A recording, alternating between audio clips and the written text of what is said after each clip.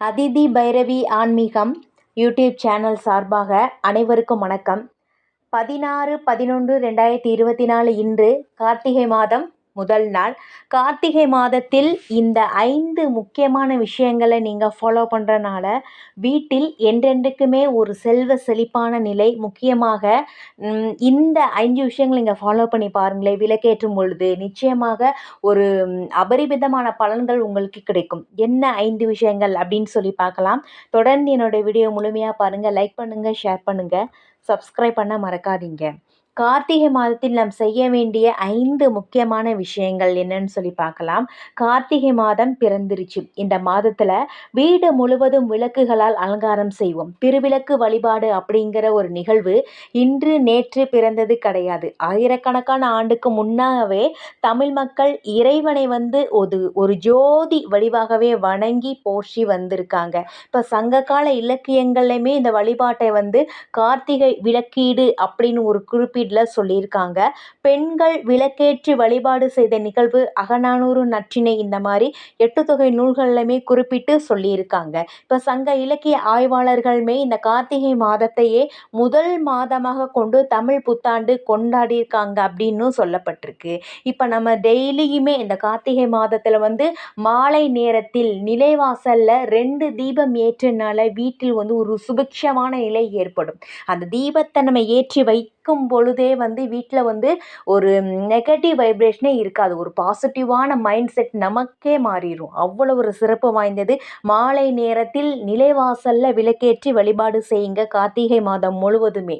இப்படி நம் விளக்கேற்றி வழிபாடு செய்கிறதுனால துர்கா லக்ஷ்மி மகாலட்சுமி தாயார், சரஸ்வதி தேவியாவே சக்திகள் அனைவரோட சக்தியுமே நமக்கு என்றென்றைக்குமே நமக்கு கிடைக்கும். இப்போ தீப ஒளி நம்ம ஏற்றுறனால தீய சிந்தனைகள் நமக்கு என்றைக்குமே ஏற்படாது. அதாவது நம்ம தீபம் ஏற்றுறோம் அப்படின்னு சொல்லி பார்த்தோம்னா அந்த விளக்கோட அடிப்பாகத்தில் பிரம்மா இருப்பார், தண்டு பாகத்தில் மகாவிஷ்ணு.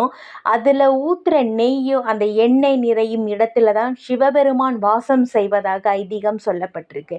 இப்போ நம்ம அந்த விளக்கில் வைக்கிற பொட்டுக்கு ஒரு தனி சிறப்பு இருக்குது. ஒவ்வொரு இடத்துலையும் எந்த மாதிரி வைக்கணும் அப்படின்னு சொல்லிட்டு இப்போ திருவிளக்கோட உச்சி, முகங்கள் 5, தீபஸ்தம்பம், தீப பாதம் அப்படின்னு சொல்லிட்டு 8 இடங்கள்லையுமே நம்ம சந்தன பொட்டு வைக்கணும். அந்த இடத்துல வைக்கிறனால தான் நிச்சயமாக வீட்டில் ஐஸ்வர்யம் பெருகும். இப்போ 8 பொட்டு வைப்பதற்கு ஒரு தத்துவமே இருக்குது. நிலம், நீர், காற்று, நெருப்பு, ஆகாயம், 5 பூதங்களோட சேர்ந்து சூரியன், சந்திரன் இந்த தெய்வங்களும் சேரும் பொழுது நிச்சயமாக ஒரு நல்ல ஒரு சக்தி நமக்கு கிடைக்கும். இப்போ கார்த்திகை மாதம் முழுவதுமே தினமும் மாலையில் நம்ம வீட்டில் நம்ம விளக்கேற்றி வைப்போம்.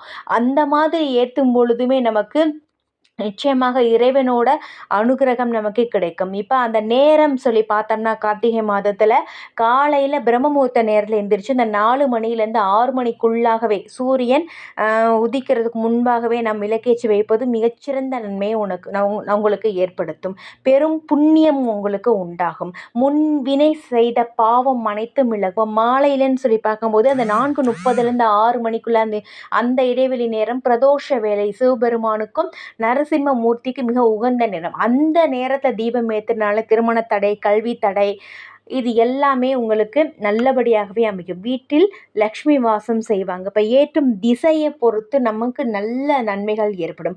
தீபம் ஏற்றும் திசை இப்போ கிழக்கு திசையில் நீங்கள் ஏற்றும் போது துன்பம் நீங்கும். மேற்கு திசையில் நீங்கள் தீபம் ஏற்றினா இப்போ சகோதரர்களுக்கிடையே ஒற்றுமை ஏற்படும். கடன் தொல்லை அனைத்துமே உங்களை விட்டு விலகும். தெற்கு திசையில் தீபம் அந்த முகம் ஏற்ற வேண்டாம். எதிர்பாராத தொல்லை, கடன் இது எல்லாமே உங்களுக்கு ஏற்படும். தெற்கு திசையில் ஏற்ற வேண்டாம். இப்போ எண்ணெயை பொறுத்த அளவுக்குமே ஒரு பசு நெய்யால் ஏற்றும் போது உங்களுக்கு கிரகதோஷம் அனைத்துமே விலகும். கணவன் மனைவி உறவு ஒற்றுமை மேம்படும். வேப்ப எண்ணெய் தீபம் அந்த மாதிரி குலதெய்வத்தோட அருள் வேணும்னா ஆமணக்கு எண்ணெய்னால நீங்கள் தீபம் ஏற்றுங்க.